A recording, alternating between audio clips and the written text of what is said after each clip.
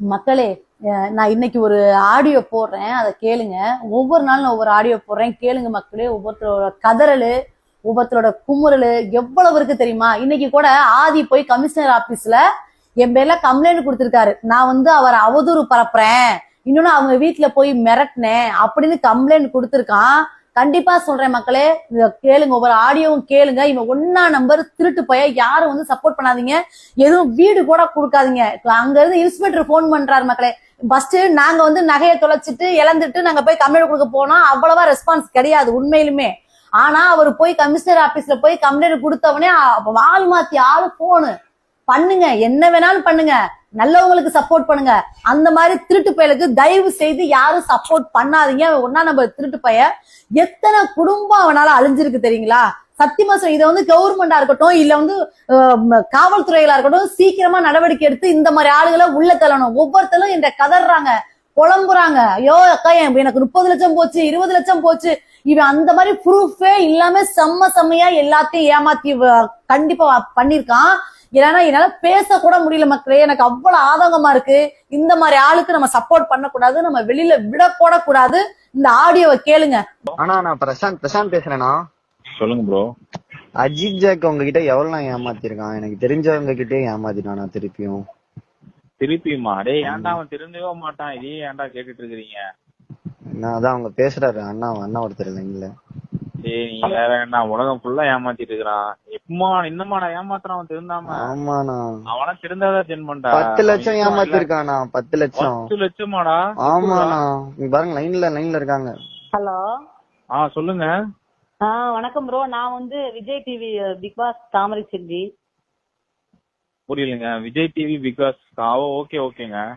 ஆமா, எங்க வீட்டுலதான் அவங்க ஃபேமிலி பிரச்சனை இல்ல, எங்க வீட்டுக்கு தான் கூட்டிட்டு இருக்க வச்சோம். ஓ அப்படியா?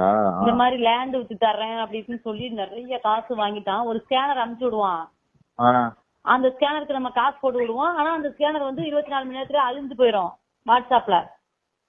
அப்படியா? ஆமா, அந்த மாதிரி பண்ணி வச்சிருப்பான். அவன் அக்கௌண்டே கிடையாது அவன்கிட்ட. அதான் இந்த மாதிரியா நிறைய காசு. அது எனக்கு ப்ரூஃபே கிடையாது ப்ரோ, நகை மட்டும்தான். அதுக்கு மட்டும் தான் ப்ரூஃப். நான் வாங்கின வரைக்கும் பில்லு வச்சிருக்கேன். ஓகேங்க. என்னோட நகை 3 பவுனை கொண்டு போய் அவனுக்கு 1.5 லட்சம் கேட்டு ரொம்ப தொல்லை பண்ணான். ஓகே தொல்லை பண்ணவும் சரி, சம்பளம் வேற ஏறலடா, ஏன்டா அப்படி இம்சப்படுத்துற அப்படின்னா, இல்லக்கா எனக்கு வேணுக்கா, இல்லன்னா பெரிய பிரச்சனையா இருக்கா, அப்படிக்கா இப்படித்தானே கால கும்பிடாத குறையா கேட்டான். அப்படிதாங்க கெஞ்சுவாங்க, என்ன பண்றது. இவரு போன் கடை வச்சிருக்காருங்கக்கா, இவர்கிட்ட ஒரு 5 லட்சம். ஆனா எவ்வளவு நான் ஏமாத்திருக்கோம் உங்ககிட்ட? ஹலோ. எல்லாத்தையுமே ஏமாத்திருக்கான். எல்லாத்தையுமே என்கிட்ட 5 லட்சம் மேல ஏமாத்திருக்கான். ஐயோ, அதெல்லாம் இப்ப இல்லைங்க, 5 வருஷம் முன்னாடி, 5 வருஷம் 6 வருஷம் முன்னாடி. அதுதான் இதே வேலையா இருந்திருப்பான் போல இருக்காவே. நிறைய திருப்பி வித்துட்டே போயிட்டான். அதான் காமிச்சிடா தம்பி. நான் வீட்டுக்கே வந்துட்டேனே நானு. வீட்டுக்கு வந்துட்டீங்களா? வீட்டுக்கு வந்துட்டு அப்புறம் அவங்க வீட்டுல என்னன்னாங்க, நாங்க குடுத்துடுறோம் நகையெல்லாம், நாங்க காசை குடுத்துடுறோம், 3 லட்சம் மட்டும் தர்றோம், அவ்வளவு குடுக்க முடியாது அப்படின்னாங்க. ஆனா எதுவுமே குடுக்கல. நாங்க மட்டும் கடத்திட்டே இருக்கோம். நான் கொண்டு கேஸ் கொடுத்து, இப்ப நீங்க மீடியாவெல்லாம் பாக்கலையா, பயங்கரமா வைரலா போயிட்டு இருக்கு ப்ரோ. அப்படிங்களா? ஆமா, நான் கேஸ் போட்டிருக்காங்க இந்த அக்கா. நீங்க உங்கள மாதிரி ஆளை தொட்டாங்க, நீங்க அமைதியா இருந்துட்டீங்க. அமைதியா விட்டமா? அட ஏன்க்கா நீ வேற. அவன் கடைசியா ஒருத்தன்ட்ட கேமரா ஒருத்தன் போட்டு போய் அடமான வச்சான். அத அவன் போய் தற்கொலை இறந்துட்டான். ஒரு உயிரை போயிடுச்சுக்கா ஒரு குடும்பமே. இல்லன்னா ப்ரோ, அது இல்ல வேறவே பண்ணதுக்கு என்னைய மாட்டி விட்டாங்கன்னு சொன்னான். அதெல்லாம் போய் வந்தா அத பத்தி ஜெயிலுக்கு போனா. ஜெயில போட்டாங்க. இல்ல ப்ரோ, எப்படின்னா இது மக்களுக்கு தெரியாது ப்ரோ இங்க இவன் பண்ணது. இப்ப அவன் என்ன எங்க வீட்டுல கைய வச்சதுனால நான் மீடியா ப்ரோ.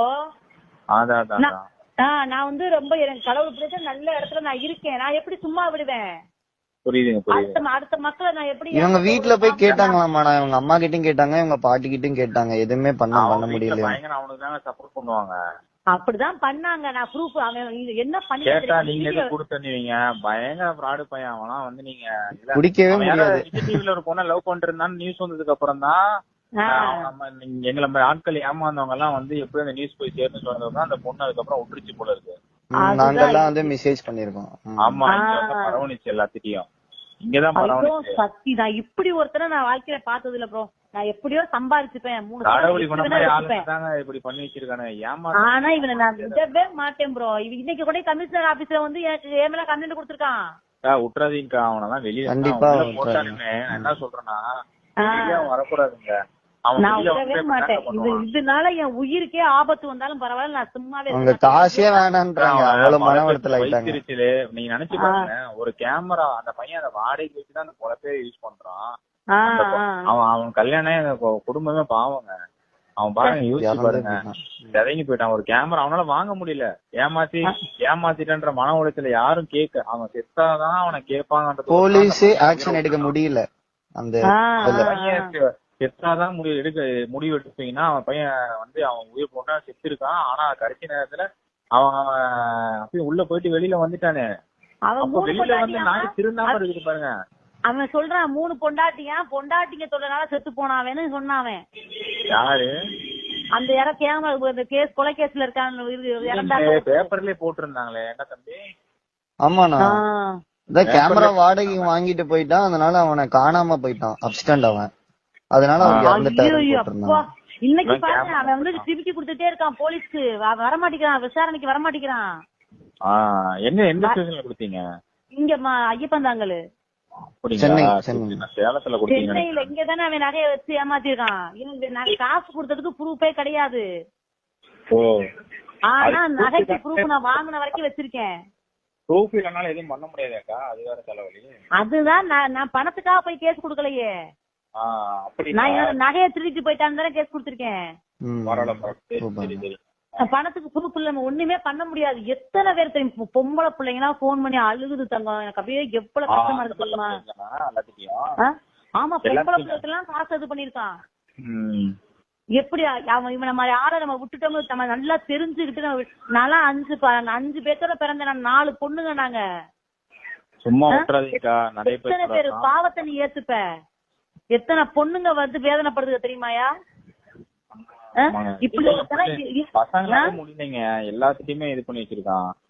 வெறுத்துட்டோம்க்கா, வேணான்னு பயங்கரமா பயப்படுவான். அடிக்க பயப்படுவான். பக்கத்துல இருந்துட்டு வீட்டுல போய் மேல தண்ணி எடுத்துருவானா, ஒரு நிமிஷம் போன் மட்டும் நான் போன் பண்ணி தரேன்னு சொல்லி பக்கத்துல ஜிபே என் நம்பர் பக்கத்துல தெரிஞ்சுட்டேன். நம்ம எங்கேயாவது சாப்பிட போகும்போது ஸ்கேன் பண்ணுவோம்ல. ஐயோ, அவன் வந்து என் வீட்டுக்காரோட அக்கௌண்ட் நம்பர்ல இருந்து எல்லா நம்பரும் அவனுக்கு தெரியும். எல்லாத்தையும் எடுத்துருவான். உடனே அவன் அக்கௌண்ட் அமுச்சிட்டாங்க. எனக்கு அமுச்சதே தெரியல. அந்த மெசேஜ் வேணா டெலிட் பண்ணிட்டான். நான் நைட்டு காசு அனுப்புற, காசை காண எங்க நான் பார்த்தா அக்கௌண்ட்ல காசு இல்ல. பார்த்தா யாருக்கோ ஒருத்தர் டிரான்ஸ்பர் பண்ணிட்டான் அக்கௌண்ட்ல. ஸ்டேட்மென்ட் பாக்கும்போது தெரிஞ்சுச்சு அந்த மாதிரி. அப்படிதான் ஃப்ராடுத்தனம் பண்ணி. ஐயோ அப்பா, ஏன் கேக்குறேன், நடுராத்திரி 2 மணிக்கு அவன் வீட்டுக்கு போயிட்டு ஆள் இல்ல இது பண்ணாலும் இப்பெல்லாம் இதெல்லாம் நடந்து 5 வருஷம் ஆகுதுங்க. கோவிட் முன்னாடி இதோட பெரிய குளமா கோவிட் அப்ப கரெக்டா வந்து ஆக்சிஜன் சிலிண்டர் கிடைக்குது, இங்க தெரிஞ்சவங்களுக்கு கொடுத்துருக்கு கிடைக்குது அப்படின்னு சொல்லி உயிரில விளையாண்டுட்டு காசு வாங்கி 75,000 காசு போட்டு கிரெடிட் கார்டு வாங்கிட்டு போய் போட்டு போயிட்டாங்க. அவங்களுக்கு நிறைய பேர் இருக்காங்கண்ணா, நிறைய பேர் இருக்காங்க. ஆக்சிஜன் சிலிண்டர் தரல, ஒன்னும் தரல. கிடைக்குதுன்னு சொல்லி ஹாஸ்பிட்டல் தரேன்னு சொல்லி HDFC கிரெடிட் கார்டு எனக்கு கொடுத்துட்டேன். 75,000 போட்டு அமுக்கிட்டு போயிட்டான். எப்படிப்பா இவனால தப்பிக்க மட்டும் முடியுது? அதான்க்கா போலீஸுக்கா சட்டம் சரியில்லைங்கக்கா, அதுதான் பிரச்சனை. அதுதான் ஈஸியா தப்பிக்கிறான். இவனை எப்படி நம்ம தப்பிக்க விட முடியும்? திருடன் திருடிட்டேதான் இருக்கிறான், பண்ற தப்பு பண்றவன்ட்டே தான் இருக்கிறான். இதுக்கு அப்புறம் ஏமாந்தா இருக்கிறான். இல்லையா, இவன் என்ன ஏமாத்துறது கடைசியா இருக்கணும்யா? நான் விடவே மாட்டேன். அப்படிதாங்க அந்த கேமரா விஷயத்திலே நம்பணும் நாங்களும் திருந்திட்டாங்க நினைச்சோம். இல்ல இதுக்கப்புறம் நான் ஒரு வீடியோல விட மாட்டேன். ஒண்ணு என்ன அவன் போட்டாலும் நான் பதில் பண்ணிட்டே இருப்பேன். திருந்த மாட்டான். எத்தனை மக்களை ஏமாத்துறதே வேலையா வச்சிருக்கான். இந்த அளவுக்கு அவன் ஏமாத்துனதுக்கு அவன் கண்டிப்பா அனுபவிச்சே ஆகணும். யாராவது அந்த மாதிரி பாதிக்கப்பட்டவங்க உங்களுக்கு தெரிஞ்சவங்க இருந்தாலும் போன் பண்ண சொல்லுங்க. அதெல்லாம் ஊர்பட்ட பேர் இருக்காங்க. நீங்க வேற, அவனுக்கே அந்த பையனுக்கே தெரியும். அவனை பாரு, தர வண்டியெல்லாம் ஊருப்பட்ட பேர் இருக்காங்க. இந்த மாதிரி ஏகப்பட்ட பேர் இருக்காங்க. அக்கா நம்ம இல்லையா வரக்கூடாது. இல்ல இதுக்கப்புறம் நம்ம விட்டு நம்ம அசால்ட்டா இருந்தோம்னா இன்னும் ஏகப்பட்ட குடும்பம். அவன் சேலத்துல அவனை ஃபுல்லா ஏமாத்திட்டான். இன்னைக்கு மேல சேலத்துல அவன் கண்ணு முடியாதுன்னா அவன் வேற நிறைய பேர் எல்லாம் பெரிய ஆளுங்களெல்லாம் ஏமாத்தி இருக்கான். நீ தானே சொன்ன பெங்களூர்ல சொன்ன என்னங்கன்னா பெங்களூரு வெளியில வந்து பெங்களூர்ல இருக்கான்னு சொன்னல. அதுக்கப்புறம் அவன் இல்ல அவன் இப்ப நான் போலீஸ் ஸ்டேஷன்லயும் பெங்களூர்ல இருக்கான்னு சொல்றான். பெங்களூர்ல அவருக்கு யார தெரியும்? தெரியல. சென்னையில ஒவ்வொருத்தர் யாரையாவது புடிச்சு தொங்கிக்கிட்டு ஒவ்வொருத்தனா இது பண்ணிட்டு அப்படிதான் இருப்பேன். இன்னைக்குதான் கமிஷனர் ஆபீஸுக்கு போயிருக்கான். இன்னைக்கு சென்னையில தானே இருக்கேன் அவன். நீங்க புடிச்சு நீங்க நான் நல்லா கேட்டுக்கோங்க, ஜெயில போட்டாலுமே அவன் 3 மாசம் வெளியில வந்துடுறான். அவன் வந்துருவாயா? ஆனா இதுக்கு எப்படி சம்பாதிக்கான் தெரியுங்களா? நீங்க என்ன சொல்ல, வெளியில வர விடாம நீ ஏதோ ஒரு சட்டத்தை போட்டு அவனை வந்து தண்டனை கொடுத்து அவனை உள்ளே வச்சிருக்க சொல்லுங்க. வெளியிலே விடக்கூடாது அவனை. ஏதாச்சும் ஒண்ணு கண்டிப்பா பெருசா சிக்குவான் பண்ணுவான, விடவே மாட்டேன் அவனை. கரெக்டான ஆள்கிட்ட தான் சிக்கி இருக்கான் அவன். ஏகப்பட்ட பேரு எல்லாமே வந்து ரொம்ப எளிமையானவங்க, சிம்பத்தியை கிரியேட் பண்ணி ஆசையை. என்னோட குணத்தை வந்து சூப்பரா தெரிஞ்சுக்கிட்டாப்பா. என் வீட்டுக்கார பேச மாட்டான் காசை பத்தி. என் வீட்டுக்கார பேசவே மாட்டேன். இந்த மாதிரி அக்கா அக்கா அக்கா அக்கா என் குணத்தை தெரிஞ்சுக்கிட்டு நான் இறக்கப்படுவேன்னு தெரிஞ்சுக்கிட்டு என்னைய மட்டுமே வச்சு என் வீட்டுக்கார மண்டையே கழுவ வச்சான் என்னைய வச்சு. அவனோட பேர்லயே இவங்களோட நகையை அடமான வச்சிருக்கான். ஆமா, அந்த நகையை இப்ப தூக்கிட்டு ஓடிட்டான். அந்த தம்பி அந்த நகையை திருப்பிட்டு போற வரைக்கும் அந்த 10 நாள் எங்க கூட தான் இருந்தான். 10 நாள்ல நகையை திருப்பிட்டு போயிட்டான். இவங்க கொஸ்டின் பண்ணும்போது அந்த நகையை எடுத்துட்டு அப்படியே போயிட்டான் அந்த அடமான இடத்துல இருந்து. அவன மாதிரி எங்கேயுமே பாத்துக்க முடியாது. பயங்கரமான கிரிமினலா நான் பையன். இப்படிதான் இப்படி ஒரு அம்மா பெற்றுச்சோ சாமி. அதுக்கும் ஃபேமிலி உடனே தானே இருக்குது. சப்போர்ட் பண்றாங்கப்பா, சப்போர்ட் பண்றாங்க. எல்லாம் சேர்ந்துதான் பண்றாங்களோ என்னன்னு தெரியல. எப்படிதான் சமாளிக்கிறாங்களோ தெரியல. ஓ இல்ல சாமி, இவன் ஏமாத்துறான். அவங்க ஒரு பசங்களுக்கு ஆசை போறானுங்க, அவங்க வீடியோ எடுத்து எனக்கு அனுப்புறானுங்க. ஒரு பக்கம் ஏமாத்துறான், அவங்க இந்த அம்மா காசை போடுது, அவங்க வீடியோ எடுத்து அனுப்புறாங்க. இப்படியா நடந்துட்டு இருக்கு தங்க எனக்கு. என்ன தைரியத்துல இவன் வந்து கமிஷனர் ஆபீஸ் போய் கம்ப்ளைண்ட் கொடுத்தான்னு தெரியல. இஷ்டத்தண்டி பிராடு பைய எப்படி கொடுத்தானே தெரியல எனக்கு. கமிஷனர் ஆபீஸே போயிட்டான். இன்ஸ்பெக்டர் மேம் போன் பண்ணி பேசுறாங்கப்பா இவனுக்கு. நாங்க ஒரு கம்ப்ளைண்ட் கொடுக்க போறோம். இப்ப நாங்க இருக்கிறது மாங்காடு ப்ரோ, சென்னையில.